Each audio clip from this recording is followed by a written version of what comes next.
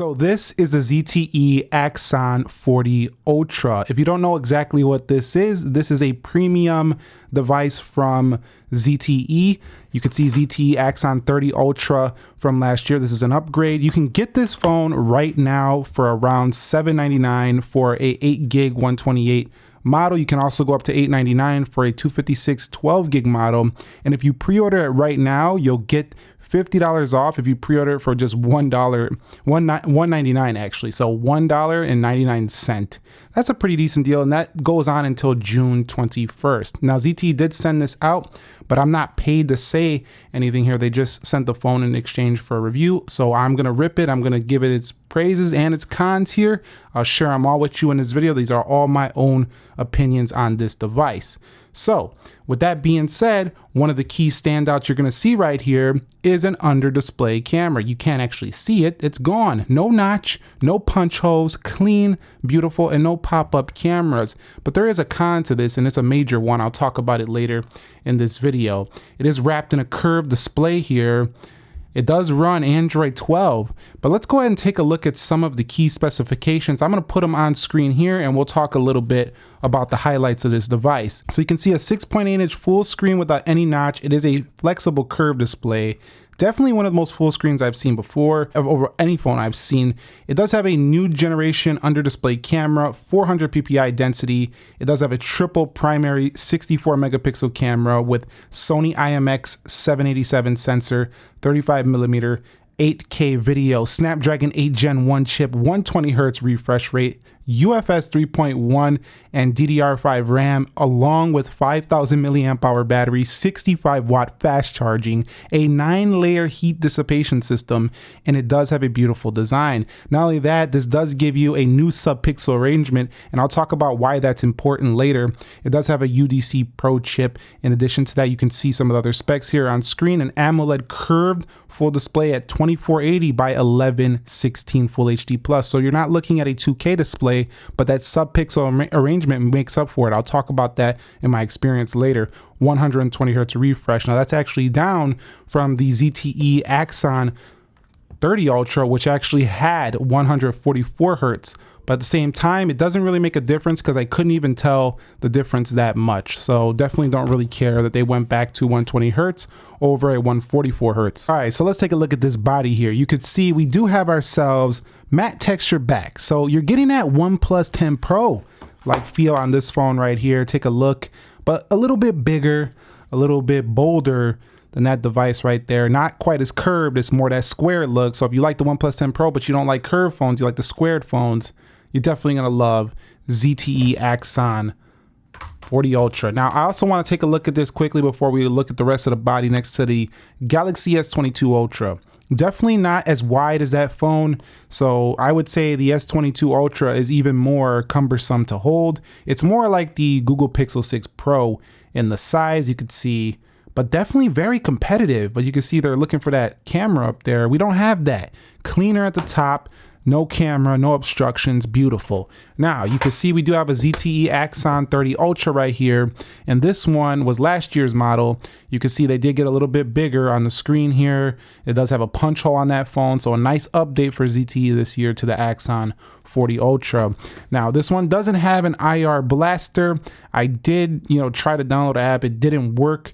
But that thing right there is not IR blaster, but you can see antenna lines right here. We do have ourselves an audio grill right there at the bottom. We do have ourselves USB-C fast charging UFS 3.1 audio right there. And we do have ourselves our SIM card tray. No expandable memory on this one. It's 128 or 256 gigs. Pick your storage appropriately. You can also see that curved display right there does roll off the edge, and I actually don't mind curved displays when it comes to the Android software because you have this back that just feels so natural on there. But I do like flat displays for more practicality. I'm just saying the Android software works well with the curved display, so you might like it or you might not like it. Now, this doesn't have no IP68. It's actually IP52 rated, which is for dust and water ingress, aka you can get a little bit splishy splashy on here, but you don't want to get this thing dunked in a pool. You don't want to drop it in the toilet. You don't want to take it in the shower. This is not the phone for that. In addition, you could see that 3x 64 megapixel camera bump up there, and man, does this thing perform quite well. I'll show you some samples later. They're marketing it as Neo Vision photography, but they got that street style camera with the 35mm lenses on there. So let me go ahead and place this on the table and do the rocker test. You'll see a lot of racking on this phone, but does the case fix that? We're gonna find out right this second. We'll put it in the case. By the way, let's get a look at how it looks in that case right there. That's how it's gonna look. Just kind of a cheap TPU case, but something to hold you over till you order your own. In-display fingerprint sensor. A lot less rocking with the case on, but overall, a pretty compact, large smartphone. Don't get it twisted. I don't mean like a small phone. I mean, for the size, it feels more compact than something like the Galaxy S22 Ultra, for example, which is a lot heavier. This phone is actually only coming in at around 205 grams, so it's actually not that heavy for its size. Overall, you really can't go wrong. A full display, it's curved, it's got a big, bold camera on the rear, big honking battery in there. This thing is premium. Whether you want to admit it or not, whether you're a fan of the software or not, it's a premium phone and it's playing with the big boys for sure in terms of just a pure hardware standpoint. This is no cheap phone if that's what you're thinking right off the get. So let's move on to the actual display. So we'll go to settings here. We'll take a look at the display settings, and you're gonna find yourself quite a few options in here. You do have yourself a dark mode, obviously, and you could schedule it just like any other, software out there. They do have this read mode, which will take it into a grayscale immediately right off the bat. So if you want to just do some reading, make this kind of like your Kindle or whatever, you can go ahead and do that. You can also add your own custom apps to this display. Night shift modes on board, and they have some color mode and color temperatures here for this 1080p display as well. You can take it to a colorful or a soft. In addition, the brightness levels can reach around 1500 nits of brightness, which is very bright actually. So you're gonna be fine with this outdoors, indoors. It's an extremely bright display. When we go to the screen refresh, again, up to 120 Hertz, I'll leave it there. And I gotta tell you, you can have the status bar if you want it, or you can keep it notchless. I don't know why you would add the status bar, but they have the option if you want it. Obviously, you can make the text larger and basics like that. So they got a few basics here in the MyOS. That's the name of the software. But what I gotta tell you is I've been pretty happy. This software is actually very smooth, and the display has performed like an absolute boss. These are a couple of pictures. I'll show you more later, but it's super smooth. It doesn't have no real delays, no lag. There's no lag in YouTube. The scrolling is on point on this display right here. So when you're scrolling through applications and stuff, there's no chop, none of that stuff. It's super smooth through pretty much anything you can do, whether you're reading the news, you're on TikTok, Instagram, whatever.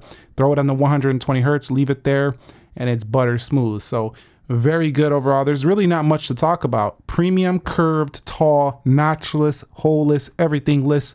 It's just beautiful, just holding a screen in your hand, and it's gorgeous. It's OLED. There's nothing else to say. Without getting too technical, before we wrap up the display section, it was almost impossible for me to see pixels on this display. And it's the way they arrange the pixels on it, the sub-pixel arrangement, the new one they have on here. Now, what I mean by this is, why this is impressive is because the Galaxy S22 Plus from Samsung actually runs an OLED 1080p, but it doesn't look quite as tack sharp as this display. This reminds me of a 2K panel. Like, you cannot see no jagged edges, no pixels. They've done this really well. So not only are you getting a lower consumption resolution, you're also getting a display that was tweaked to look like 2K. So this display is top notch in pretty much every regard. There's really nothing to complain about. It's even brighter than the Google Pixel 6 Pro from what I've seen. Okay, so let's talk about the software here. So they are running the MyOS with Android 12. Now, MyOS on here is just basically ZTE's skin over the top of Android. Now, I kind of quite like it, and I'll tell you why. because it's super smooth, number one, because it's light, and number two, it adds some useful features. I don't like all the widgets. They're not super pretty looking. They're a little bit basic, but if you're into more of a clean, simple Android experience, you'll probably like it. But these widgets, they need some updates. They look a little bit 2014. So if ZTE, if you're watching this, go ahead and give us some cleanups on those widgets. They look a little bit old. But up here, you can find yourself all the features you need. You can find yourself dark mode, screenshot, hotshot, or hotspot. You do have read mode and everything. And then if you go here, you can edit all these custom toggles up here. They circled them off there to give you a little bit of a different look there, a little bit cleaner. Also, they have some neat enhancements here. You have your wallpapers here. I'm going to change it real quick. And I got to say, they did include quite a few nice wallpapers on here. I always like when a phone gives you a nice set of wallpapers. And this phone definitely did deliver that. You know, I don't like when I get like 6 wallpapers and that's it. So nice set right there. Again, we talked about the widgets. You do have these effects. These are a little bit cheesy to me. They remind me of when I used to put Apex Launcher and Nova Launcher on my Android phones 20 years ago. Actually, that was like 10 years ago. But still, they're just a little bit cheesy. I don't really need them, but they're there if you want to play around. You do have personalization settings, and they've thrown in pretty much most of what you would find on like a OnePlus phone here on my OS. So what I mean by that, you got a few themes right there. You can go ahead and change the lock screen styles up right here. You can also show a pedometer to track your steps. You can put your own lock screen signature as well. You can change the icon shapes. If you're not into the squared icons, looking a little bit too iOS for you, you can make them circular. You can make them lucky. You can make them dynamic or classic. It's really up to you. You can put on the ZTE locker. In addition to that, you can do animation speeds. You can make them brisk, moderate, or soft without having to go into developer options and tweak them yourself. So pretty cool. And you can even change the colors of the system like you would expect in Android 12. So definitely nice touch there. And you could change the fonts up a little bit. And they got the always on display. We still don't have this on iOS 16 just yet. It's probably going to become available on the 14 series. But looking at this, I like to see always on display, and you can tweak up the styles. That's my own custom style. They got plenty of them in here. Pretty nice. In addition to that, you can also change those fingerprint animation styles. So very nice there as well. Quite a nice few of them there to go ahead and tweak them. So they got all those customization settings you would want. And then you could even change your icon layouts. On the home screen, you can change the home screen modes to a simple mode. You can do a standard mode, or you can just do it with the app drawer, the traditional Android way. They also allow you to align the applications with the top or the bottom. So pretty cool to kind of speed up your customization experience. And then that's about it. You scroll up, there's your apps, search your apps, and you got your little drag your alphabetical, apps right there on the right. It's super simple. There's not a lot going on with this phone. It's a pretty clean and simple experience. If we go up here, if we go up a little bit more, you'll find a few more settings here within features. So they do have system navigation where you could change it to the buttons and gestures. Of course, I'm gonna leave it on the gestures. They have the Z Pop mode, which allows you to bring things over here from the right. That's a back button actually. If I pull that out, you'll see they have the screenshot home, and you could actually tweak those features as well. So that's one of their own special features, the Z Pop feature, if you want to use that. Pretty cool. I didn't use it much. I like it more simple than that. That's just a little extra thing I got to remember to do. They got different gestures. You can turn on raise to wake. You could turn on your own auto answer mode when you just bring the phone up to your face. They have a snooze dismiss alarm by turning it over to dismiss or tapping it to dismiss that snooze. You can see right here, we do have change the earpiece. You can shake to turn on the flashlight. There's a lot here. You can even schedule a power on and off. So you can get that scheduling going to refresh the system, have a smooth performance every day. Got your default apps, storage right here. You can manage it there. Lots of privacy stuff right here, privacy dashboard, things like that. Again, we talked about how it has the in-display fingerprint sensor. It also has face unlock, but that's not quite as secure, just like you would find on other phones that don't have an actual secure method of doing it. And they have AI sync mode for 5G communication. So basically we'll kind of just do some AI stuff in the background, make sure everything's syncing up well, doing well with the mobile performance and everything like that. They got emergency contacts. So on accessibility, you'll find accessibility menus, switch access, talkback, extra dim modes right there, which is pretty useful at nighttime. Quite a bit going on. I'm actually going to turn this into the dark mode now, so we can leave it there. there's a lot going on for this phone. I think it's a great piece of software that I just hope that they can get to be updated for a long term. I traditionally found these to last 2 years or so with major updates. Maybe they can get the 3.4, then this will be a even better competitor. But I gotta say, it's a clean, simple experience. It's mostly vanilla. There's not a lot going on besides that. And that moves me on to performance. If you haven't noticed, this thing has been blazing through everything. When you put a Snapdragon 8 Gen 1 chip in a phone, 8 gigs or 12 gigs of RAM if you get the higher storage capacity model, you're gonna find yourself blazing fast performance. And unlike the S22 Ultra when I got it, even the OnePlus 10 Pro has given me some stutters. This phone has been basically a flawless performer. That's kind of crazy saying that coming from, you know, ZTE. You don't hear about them too much, but they're knocking this phone out of the park when it comes to performance. It is butter, like pretty much everything you do. And their heat dissipation system does work. I'm not feeling this thing get too warm under heavy use. So very good. It also has pretty good gaming performance as well, just like you would expect from a premium smartphone. It can handle the games very easily.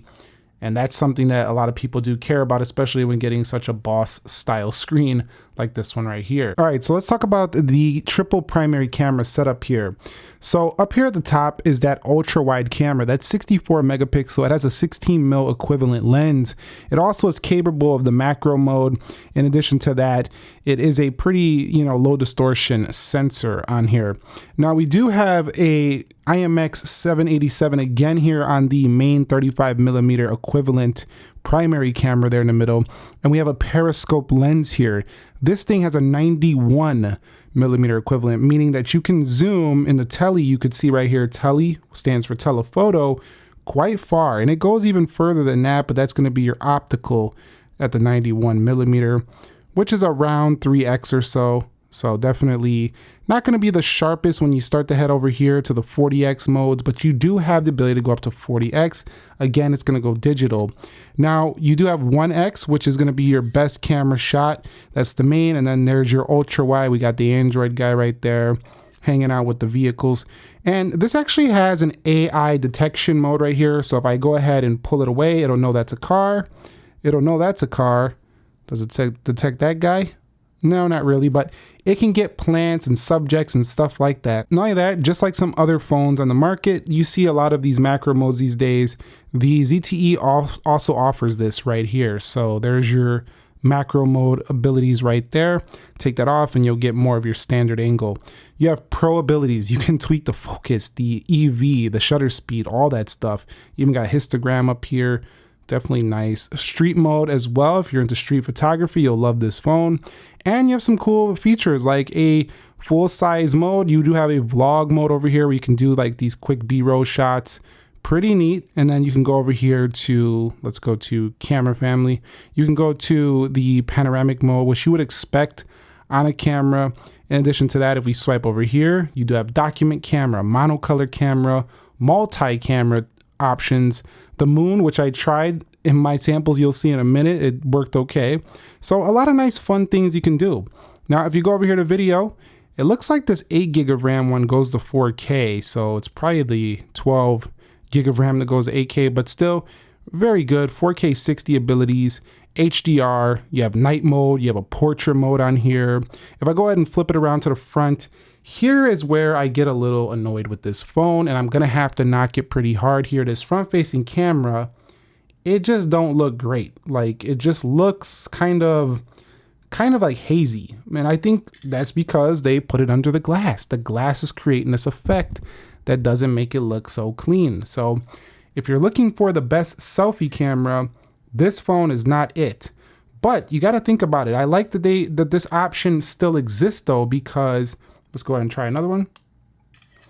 I like that this option still exists though, because even though you're gonna get a little bit more of a hazy front-facing camera, some people don't care about the selfie camera and they rather just have a full screen display. That matters more to them.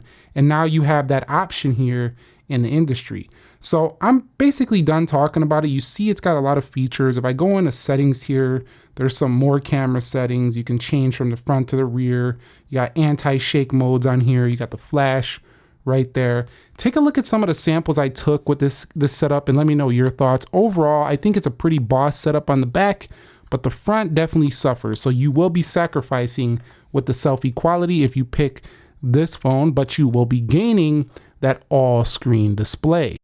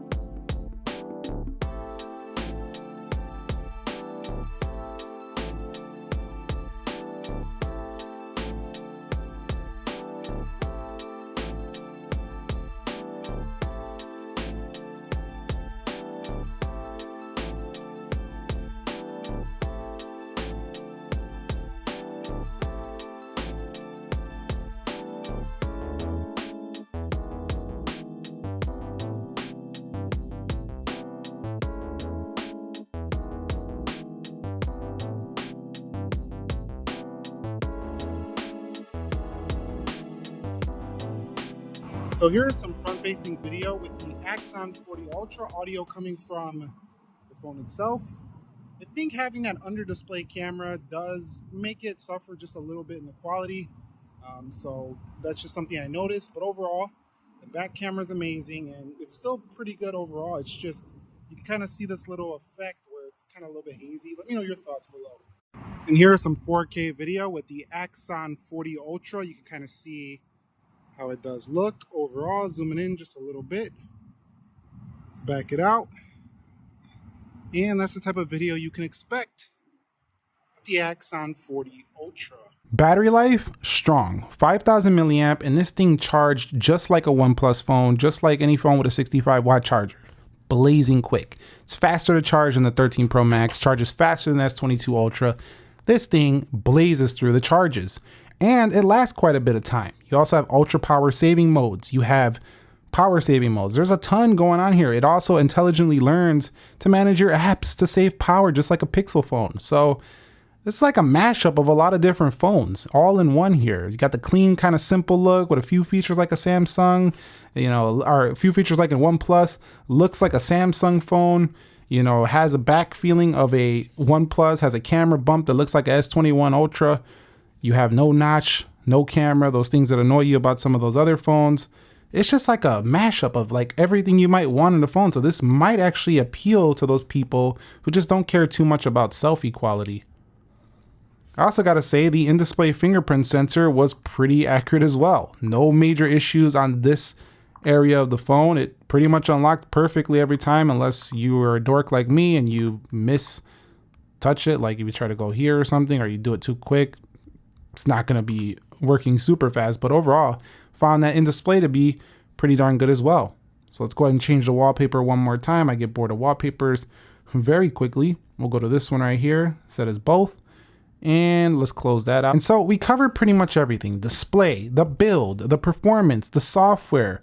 You've seen some of my photo samples. What do you think overall? I gotta say, they've knocked this one out of the park. ZTE, good job. I think you can improve a few things though. That software looks clean, but it also looks a little bit generic, a little bit bland, a little bit boring. If you can refine it, polish it a little bit more, get it to look a little bit more, how would you say, just refined, kind of like how Samsung, has been upping the One UI series. I like to see better looking widgets, just kind of a little bit more effort here. It just looks kind of boring. So other than that, that's just my personal opinion. I think a lot of people will really enjoy this device. And again, I talked about the pre-order period going on until June 21st right now. So go ahead and take advantage of that for just $1.99. And by the way, I didn't talk about one other thing. Yes, the bands work in the US. All of them work. I've been running this phone just fine. The 5G works fine. Everything's fine. It just works. So definitely very good. So thumbs up if you enjoyed it. Subscribe if you haven't already. Nick here. Be sure to be well. Let me know if you want to see some speed tests or other video comparisons with this phone down below, and let me know your thoughts on it. I'll catch you on the next one. Nick here. Peace.